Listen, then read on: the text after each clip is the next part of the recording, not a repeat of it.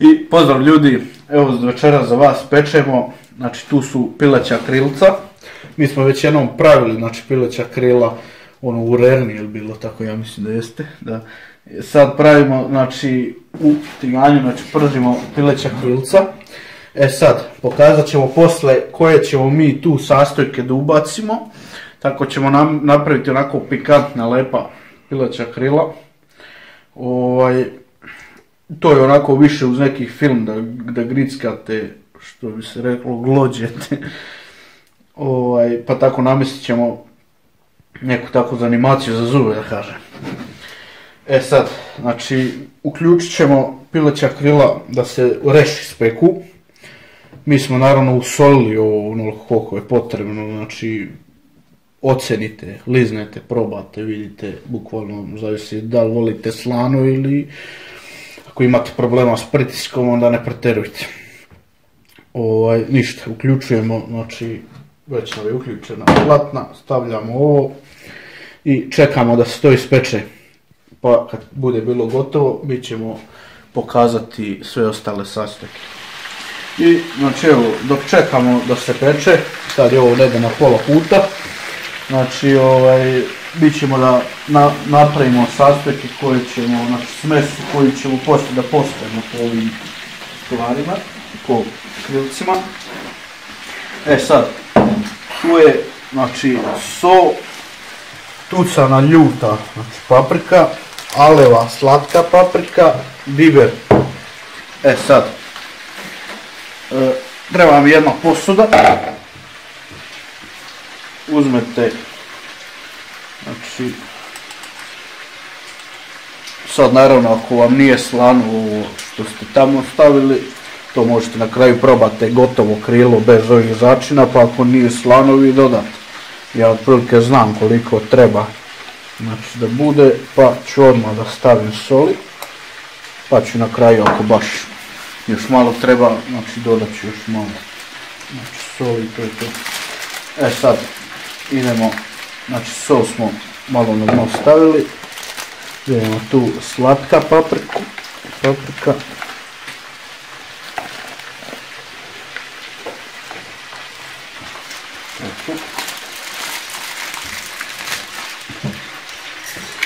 biber, slobodno malo jače bibera,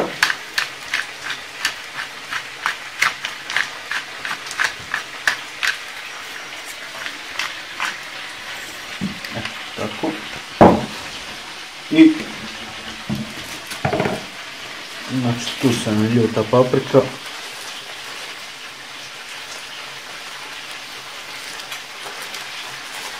stavite, pa naravno ko voli pikantnije stavit će više, uvijek probate, stavite manje, znači kada saspete probate krilca, ako je blago dodate još, ovo izmešate sve.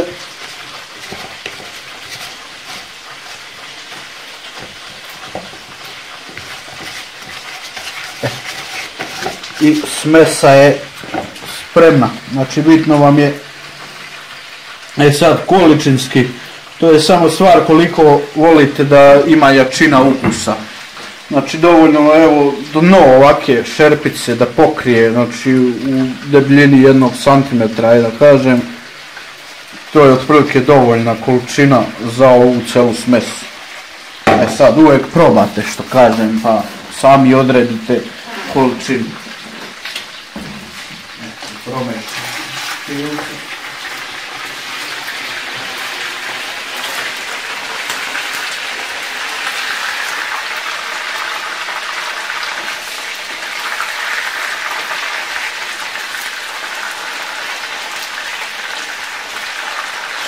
I evo, krilca su znači pečena, sad vidite kako treba ona da izgledaju, znači reš da dobiju ovu žućkastu boju sve, da onako dok se peče, dok mešate krilca da vam se lepi bukvalno za varljaču, znači da ta so se uprži sve da dobije onako onu pravu aromu i boju, evo to je ta boja.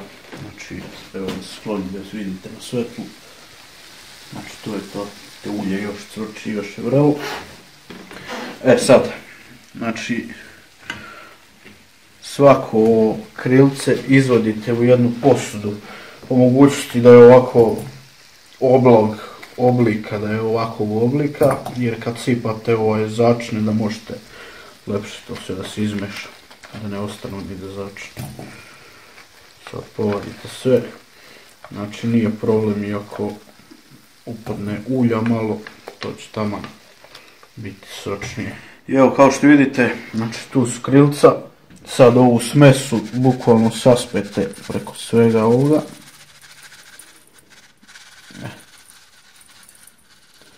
Tako, i ovo sve dobro izmrdate.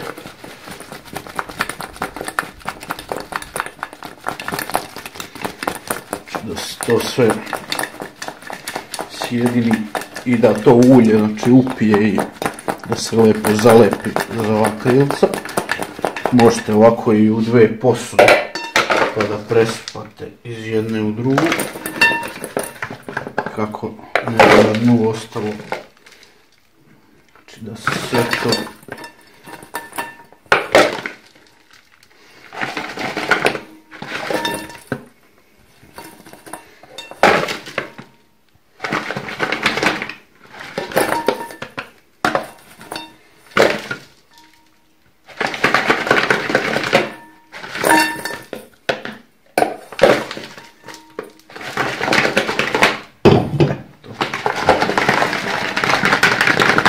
ostavite, znači, jedno 5 minuta da upije bukvalno u koricu ova krilca, da upije ove začne i vi to onda možete da konzumirate.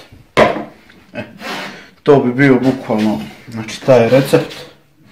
Dobijete, znači, stvarno ukusne, pikantne, znači, krilca, pogotovo što su one još isprženi tako reći stvarno, i to je to. Pa, budite mi pozdravljeni, probajte, bit će ukusno. Pozdrav!